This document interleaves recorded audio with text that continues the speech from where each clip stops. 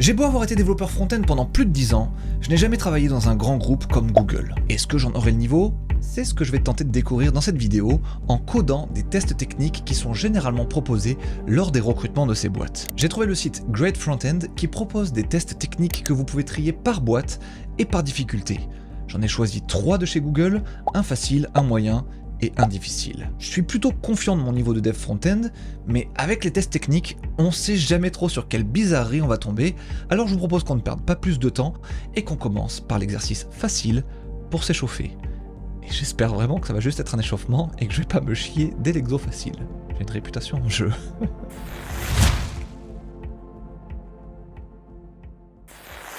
Alors le premier exercice, c'est de faire des progress bars. Bon, alors une progress bar, c'est vraiment un truc que j'ai codé 100 fois dans ma vie, donc ça me met plutôt pas mal en confiance cet exercice. Là, la consigne est claire, et je l'ai bien lu plusieurs fois avant de me lancer, pour m'assurer qu'il n'y avait pas de subtilité cachée ou quoi que ce soit. Là non, il faut juste choisir toi-même ce que ça va être la props de ta progress bar, et franchement dans une progress bar, à part un pourcentage, je vois pas trop ce qu'on peut passer en props, donc voilà, je le passe direct, et tout se passe plutôt bien. Tout de suite je me lance, moi une progress bar c'est ni plus ni moins qu'une div dans une div, et après tu fais varier le style, tu fais varier sa largeur comme ça, tu l'agrandis ou tu la réduis en fonction du pourcentage. Je teste avec une valeur fixe pour être sûr que déjà ça marche bien, et après je passe en dynamique. Voilà, je mets une petite couleur de background, boum, on voit que c'est bien en place, je peux passer au dynamique directement, tout se passe bien. Tac tac tac, il me manque le pourcentage, voilà. Et là normalement ça devrait marcher comme il faut. Je passe la props, et on se rend compte que oui, en effet, on est plutôt pas mal. Voilà. Maintenant, il faut rajouter ces petits textes de pourcentage là, 25, 50, 75, 100%, en blanc, centré, au milieu du bloc bleu. Voilà. On remet à jour les couleurs parce que eux, de base, ils nous écrivent un tout petit peu de CSS au préalable pour ne serait-ce qu'avoir la hauteur adéquate ainsi que la bonne couleur de background de la progress bar, mais ils veulent qu'on fasse la suite. Donc moi, je dis que le descendant direct se voit attribuer la couleur bleue. Ensuite, je passe ça en flex, item center, justify center. Tout ça, c'est pour pouvoir placer mon petit texte en plein milieu, comme ça, voilà, c'est nickel. Ensuite, je mets un overflow hidden, parce que je sais pas si vous avez vu, mais là, les coins, sinon, ça dépassait, les coins bleus dépassaient du cadre, donc je dis que tout ce qui dépasse du cadre par an n'est pas visible. Voilà, c'est cool. On se rend compte que ça marche plutôt bien, j'essaie de me remettre assez rapidement dans les mêmes conditions que l'exercice sur la droite là, donc je vais très probablement rajouter un truc à 0. Je me rends compte que le truc à 0 il a un problème, il faut que je règle ce petit cas particulier. Quand on a percentage qui est égal à 0, bah, on n'affiche tout simplement pas le petit bout de texte à l'intérieur. Et alors là, je vais tomber sur un petit problème. On est sur React, et autant en Vue j'aurais fait un VIF, voilà, ça aurait été nickel. Autant sur React, je sais qu'on utilise en général ce genre de notation. Moi ça fait 1 an et demi que j'ai pas fait du React, je suis tout rouillé à balle. Donc je fais ça en pensant que ça va marcher sans problème. Et ça marche en fait si tu passes le pourcentage 0 comme ça, mais si tu passes pas le pourcentage, là on va le voir illustré tout de suite, si tu passes rien, et bien là ça rajoute un pourcentage, enfin ça fait de la merde, ça me saoule trop, et donc je perds les quelques minutes qui suivent du challenge à régler cette petite pétoule. On va dire qu'en fait si j'avais pas eu ce petit bug, si j'avais pas été sur React, j'aurais pu le faire en 5 minutes, et là avec toutes ces petites merdes et cette petite incompréhension là, liée à React, eh bien je vais tourner un petit peu en rond pendant plusieurs minutes. Et pour la petite anecdote, j'ai réalisé qu'à côté du titre, la Progress Bar Premium, on a un petit toggle qui s'appelle React, et j'ai cliqué dessus après coup, et tu peux choisir de faire le challenge en Vue si tu préfères, ou dans tout autre langage. Donc en fait j'aurais pu m'épargner cette fébrilité, mais ça je m'en suis rendu compte après tous les challenges. Donc tous les challenges vont être faits en React, à mon grand dame. Bon, premier exo, très simple, c'est vraiment le b.a.-ba, créer un composant, mettre une props, et faire un peu de magie en CSS. Cool, si ça continue comme ça, à moi le salaire à 6 chiffres. Let's go.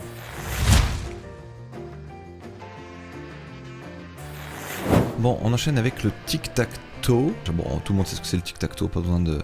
C'est le morpion en français. Donc, il faut afficher celui qui gagne, il faut dire le tour de qui c'est, j'imagine. Player can... chaque player peut placer un truc ou machin. Afficher le statut de à qui c'est le tour et s'il y a un gagnant, ok. Et ajouter un reset bouton. Ouais, bon, vas-y, je lance direct le chrono pour pas... réfléchir en dehors du temps prévu. Combien de temps pour faire ça? 25 minutes. Ok. Moi je propose qu'on dessine d'abord toute l'UI et qu'après on réfléchisse à la logique. Allez, on va tenter ça. Alors direct une tâche bien plus complexe, et 25 minutes pour la faire, ça me semble super short. J'ai jamais fait cet exercice de ma vie, et mon cerveau découpe déjà le problème en plusieurs tronçons, dont un pour lequel j'ai aucune idée pour l'instant. J'entends par là la résolution du gagnant à chaque coup. Dans ces cas-là, j'aime bien foncer tête baissée dans les parties qui me semblent évidentes, et je me dis que la solution découlera plus simplement de tous les éléments que j'ai déjà en place. C'est donc ce que je fais, je me lance dans la création de la grille.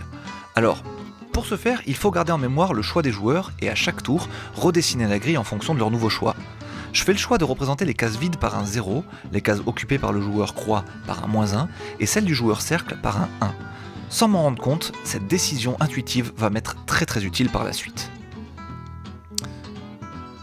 Là après on me voit créer la fonction GenerateMatrice avec des for i, for j imbriqués là. Chaque fois que je fais ça j'ai l'impression d'être de retour en cours d'algo à l'école d'ingé. Et croyez-le ou non, mais en fait dans ma carrière, en fait j'ai pas souvent eu à écrire ce genre de choses. J'ai pas trop eu le besoin de travailler avec des matrices en fait. J'en ai fait quelques fois, mais ça doit se compter peut-être sur les doigts de la main en 10 ans de carrière quoi. En tout cas, quand t'as les mains là-dedans, c'est le moment où il faut pas se chier, il faut être un petit peu concentré et méticuleux, parce qu'avec tous les indices à droite à gauche, là, y a moyen de se planter comme un caca. Là, en tout cas, le but du jeu, c'est en fait à chaque case définir ce que tu vas écrire comme élément de HTML, avec les keys, avec les event listeners, avec le contenu de la case, que ce soit une croix, un vide ou pas. Donc on voit que j'ai écrit une petite fonction qui s'appelle compute td content, qui est en fonction de ce qu'on a en mémoire dans notre matrice, on va afficher un contenu.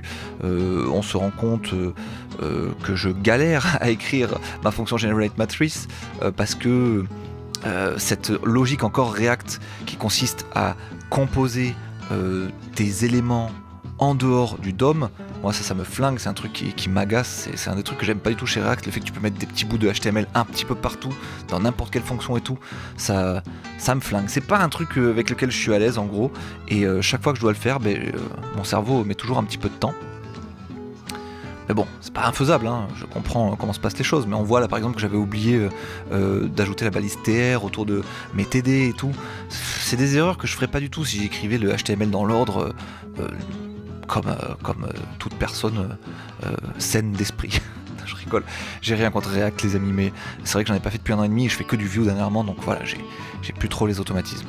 C'est fou, je pensais que ce serait comme le vélo, que ça se perdrait pas, mais ça se perd de ouf. Ça revient très vite aussi, mais ça se perd. Voilà, là je suis en train de faire la fonction pour définir ce qui se passe quand on clique sur une case. Donc quand on clique sur une case, si c'est le tour du joueur croix, on met un -1, si c'est le tour du joueur rond, on met un 1, comme ce que je vous expliquais un peu plus tôt. Mais là je tombe sur mon premier problème, j'ai un bug que je ne capte pas tout de suite, c'est probablement un truc lié à React et ses use effects avec lesquels je suis plus trop familier, mais en tout cas le joueur ne change pas après le clic, c'est toujours le tour du premier qui commence à jouer. Donc c'est pour ça qu'on me voit enchaîner des ronds, ou des croix. Et vu que j'arrive pas à le fixer rapidement, je tente d'avancer les autres features de l'exercice, à savoir le bouton reset, et aussi de définir qui gagne à chaque tour, parce que ça, on arrive quasiment à la fin du temps imparti, et j'ai encore rien fait, j'ai pas eu le temps de commencer ce truc là. C'est fou, ça va beaucoup trop vite. D'ailleurs, c'est parce qu'on arrive justement à la fin du temps imparti que vous m'avez vu rapidement ouvrir Google pour essayer de capter en fait qu'est-ce qui se passait avec mon clic là. J'étais un peu désespéré, je me dis bon c'est quoi ce truc là, de toute manière vu que je suis en dehors des clous et que j'ai officiellement perdu le deuxième exercice, je vais juste essayer de checker ce truc là qui m'intrigue vraiment trop avant de passer par honneur, juste pour la forme, pour la gloire et puis pour ma propre culture personnelle à cette dernière fonctionnalité qui consiste à checker le winner. Bon, et pour cette fonctionnalité, vous vous souvenez quand je vous ai dit que les -1 et les 1 représentant le choix des croix et des cercles par le joueur allaient me servir de ouf par la suite? On y est. En regardant comment j'ai mémorisé la data, je réalise qu'en additionnant tous les éléments d'une ligne ou d'une colonne, si j'ai 3 ou -3, ça veut dire en fait que j'ai un gagnant. Si j'ai moins, c'est soit qu'il y a une case vide dans la ligne, soit que les deux joueurs ont coché une case dans cette même ligne ou colonne. Bon voilà ma solution, me reste plus qu'à faire une petite fonction qui vérifie chaque ligne, chaque colonne et chaque diagonale. Et avec ça, je devrais savoir à chaque tour s'il y a un gagnant. J'ai imaginé cette solution absolument tout de suite après avoir regardé mon code. J'ai pas vraiment perdu de temps à la conceptualiser et pourtant je suis déjà hors chrono quand je commence à l'implémenter, donc ça va vraiment beaucoup trop vite. Je finis mon implémentation 10 minutes en retard et j'ai toujours mon bug du tour qui ne se change pas, c'est trop nul, j'ai grave le seum. On a 2 et on a 3 circles à gagner. Cross à gagner. Voilà. Je pense que sans le bug et sans mes micros hésitations liées à React, j'aurais pu finir tout propre et sans bug en 30 minutes. Mais c'est déjà 5 minutes trop tard par rapport au temps de l'exercice. Là, 35 minutes avec un bug, c'est vraiment nul. Je pense aussi qu'être en dehors de mon IDE naturel, ça me ralentit de 20%. Tous les raccourcis clavier, les suggestions intelligentes de l'IDE, comme la fermeture automatique des balises par exemple, ou la sélection des instances similaires, ou tout ce genre de petits trucs et astuces que j'utilise pour écrire mon code super vite en temps normal, bah ça me manque grave quand je suis dans un environnement de code ultra simpliste comme celui proposé ici. C'est bon à savoir que le jour de l'examen, bah, vous serez pas dans votre environnement à vous et il faudra vous adapter. Dans tous les cas, on commence déjà à voir que pour les tests techniques de Google, faut s'entraîner en amont. Le morpion, c'est un cas d'école. Je ne l'avais jamais fait dans ma vie, mais j'ai souvent vu passer cet exercice. Si vous l'avez déjà fait une fois, vous éliminez des micro-temps de réflexion et vous avancez très vite avec la conviction que la piste que vous explorez est la bonne. Et rien que ça, ça peut suffire à vous faire coder un poil plus vite et rentrer probablement dans les 25 minutes imparties. En attendant, même si en soi j'ai dépassé et que j'ai eu un petit bug, je suis quand même content car je vais pas vous cacher, en voyant l'énoncé, j'ai vraiment flippé en fait. Il n'y avait rien qui me venait instantanément en tête pour vérifier le gagnant, donc je suis content d'avoir réussi à sortir comme ça une solution de mon chapeau que je trouve finalement à peu près élégante. Et puis à la fin j'ai vite fait demander à ChatGPT pourquoi React me faisait chier avec mon bug ici là, du joueur qui ne change pas de tour. Et en fait c'est une histoire de référence, j'ai passé une référence au lieu de faire une copie de tableau et du coup modifier le tableau et non pas la référence et du coup rentrer dans mon use effect, etc. etc. Bref, une erreur somme toute de débutant, mais une erreur aussi liée à la manière dont React gère ses use effects et tout le bordel. Petit manque de pratique réactienne, on va dire. À la fin j'ai aussi regardé leur solution et franchement, ça me semble chaud de pondre ça en 25 minutes. Mais c'est intéressant de voir la solution la plus clean possible, c'est hyper bien pour apprendre. Ça me rappelle vraiment les corrections TD en école d'ingé là, on n'arrive pas tous au résultat de la même manière, et voir les différentes manières, ça ouvre grandement l'esprit. J'adore. Et franchement, pour l'instant, même si je ne suis pas très satisfait de ma performance, je kiffe trop l'expérience sur leur site, c'est giga bien fait. D'ailleurs là je fais des exos front-end car c'est ce qui est le plus graphique à montrer, mais dans le même genre de site ultra bien fait qui vous permettent de préparer votre entrée dans les GAFAM, il y a aussi Codecrafter qui est assez incroyable pour faire des projets très avancés et aller beaucoup plus loin dans la maîtrise de votre savoir. Dans la liste des projets assez fous qu'il vous propose pour affûter votre savoir, il y a par exemple le projet de créer votre propre Redis ou votre propre HTTP serveur. Ça a l'air hyper intéressant et ces projets sont découpés en de nombreuses petites étapes qui vous permettent d'avancer guidés tout en ayant la sensation de progresser et tout en gardant la motivation parce que vous pouvez cocher comme ça plein de petites cases, c'est beaucoup plus simple que de cocher un énorme morceau. Je trouve ça extrêmement pertinent et c'est cool de voir un site qui propose des sujets plus complexes que les habituels projets pour les débutants qu'on retrouve un peu partout. Bon, je m'étends pas plus sur le sujet, juste si vous êtes intéressé, vous trouverez en description un lien affilié qui permet d'avoir 40% de réduction sur les plans de 3 mois d'abonnement. Profitez-en. 3 mois pour débloquer un savoir qui vous permettra de vous démarquer dans tous vos entretiens techniques. C'est vraiment pas un mauvais investissement, je pense. Allez, on passe à l'exercice difficile.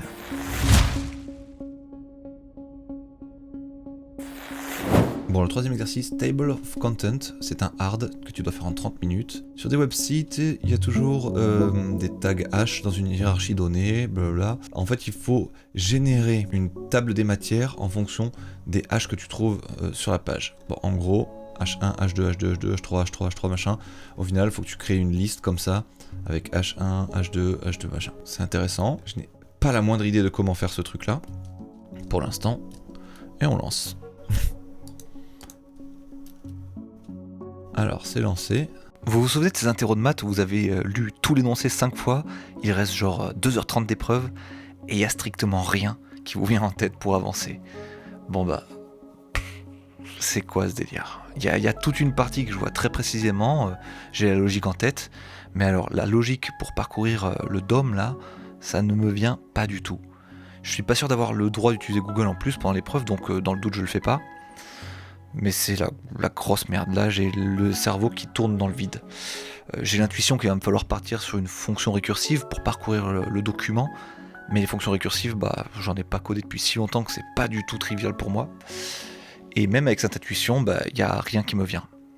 En fait, je suis sur une très mauvaise idée. Je me dis que je vais parcourir le DOM caractère par caractère en fait, et j'arrive pas à me sortir de ça. Je pense pas à parcourir le DOM comme un arbre. Je le vois comme ouais, juste un truc à parser et t'avances caractère par caractère. Et c'est trop con. Mais le temps file et je suis comme un con dans ma copie blanche. Je tente d'écrire des commentaires en imaginant que Copilote est là et qu'il va me sauver de ce mauvais pas, mais rien à faire. Copilote m'a abandonné. Bon, en vrai, je fais aussi ça pour m'auto-inspirer et peut-être passer le temps. Parce que 30 minutes, c'est long quand il y a rien qui vient. Le truc fou à propos des 30 minutes, c'est que d'emblée, ça me paralyse le cerveau. Un problème qui me semble aussi complexe, je me dis que ça me prendrait au moins 30 minutes, rien qu'à réfléchir, à gribouiller des choses sur un carnet et tout et tout. Et là, en 30 minutes, faut avoir fait ce travail, plus celui d'avoir écrit le code. Et ça me semble dès le départ insurmontable, et ma combativité s'étiole complètement en fait. Je ne pense donc plus qu'à ce temps disponible, et ça ne m'aide pas à réfléchir avec clairvoyance. C'est donc sans succès que le sablier arrive à la fin, et que j'ai quasiment rien fait quoi. Je n'ai rien fait. C'est honteux. Enfin si, j'ai compris comment faire tourner le programme, les tests et ce qui était attendu. Waouh, trop fort, en une demi-heure t'es trop fort Benjamin. C'est terrifiant, ça me rappelle les sombres TD d'algo d'école d'ingé. Alors, mon bilan et mon ressenti par rapport à tout ça. Je sais pas trop ce que valent ce genre de tests, car en soi j'ai eu une carrière complète de front-end développeur sans avoir jamais eu à écrire une seule fonction récursive de cette complexité. C'est 90% d'algorithmie et 10% de skill de front-end pur et dur je dirais. Ce niveau de difficulté combiné à cette vitesse d'exécution, c'est pas un truc que vous rencontrerez au quotidien. Ça peut sembler un peu overkill, et ça l'est peut-être. Cependant, ça reste des challenges super intéressants qui montrent bien votre esprit analytique, votre aisance algorithmique et votre culture générale de développeur. Je sais pas perso si c'est ce que j'attendrais d'un dev front-end, et je suis pas sûr non plus que ce soit ce genre de test qui permet de déceler les meilleurs développeurs front-end pour faire des expériences utilisateurs et des interfaces de zinzin, mais ça reste intéressant à faire et ça vaut le coup de s'entraîner sur ce genre d'exo si vous voulez décrocher un rôle dans une giga GAFAM et avoir un salaire de prince pour le reste de votre vie. Je dis s'entraîner car je pense vraiment qu'en 2 ou 3 mois d'entraînement régulier sur ce genre d'exercice, vous pouvez devenir très vite beaucoup plus à l'aise sur ce genre d'exo. En tout cas, moi j'ai trop kiffé, je referai volontiers, et d'autant plus si ce genre de vidéo vous plaise. Dites-le moi en commentaire et avec un petit like que je puisse tâter un petit peu la température. Là en tout cas, pour aujourd'hui, la réponse est sans appel. Je n'ai pas le niveau pour rejoindre Google. Je suis complètement convaincu que rien de ce que Google me demanderait en tant que front-end me semblerait trop compliqué si je travaillais pour eux. J'ai peur d'aucune sorte de mission et je pense vraiment avoir le soft et le hard skill nécessaires pour bosser pour eux. Mais les tests sont ainsi faits, et c'est à moi de me mettre à niveau sur cette partie si je veux vraiment bosser pour eux. Bref, j'arrête avec les excuses, d'ailleurs je ne me cherche pas d'excuses. J'étais pas assez entraîné, c'est ma faute d'être venu la fleur au fusil. C'était Benjamin Code, ciao. Vous pensez que vous auriez réussi le moyen et le difficile? Dites-moi dans les commentaires où est-ce que vous seriez arrêté. Je suis assez curieux. Ciao.